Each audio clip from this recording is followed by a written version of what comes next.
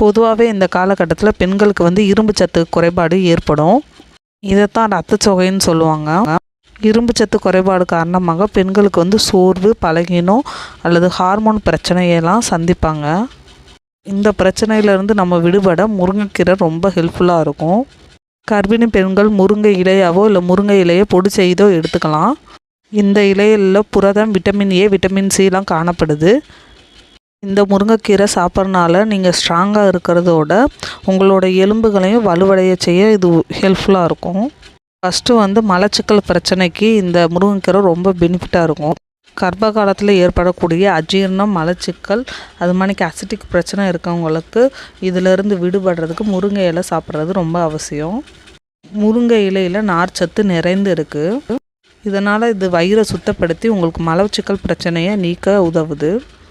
Next வந்து மன அழுத்தத்தை குறைக்க. கன்சீவாக இருக்கவங்களுக்கு நிறைய பேருக்கு மன அழுத்தம் அந்த டைமில் ஏற்படும். இந்த இலையை சாப்பிட்றதுனால உங்களுக்கு மன அழுத்தம் குறையுது.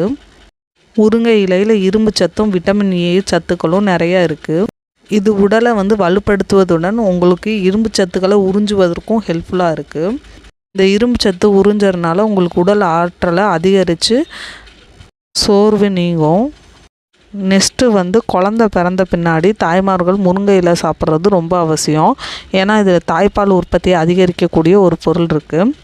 முருங்கை இலையில் இருக்க அதிக அளவு நார்ச்சத்தும் அதில் இருக்க இரும்பு சத்தும் தாய்ப்பாலை அதிகரிக்கிறதுக்கு ஹெல்ப் பண்ணுது.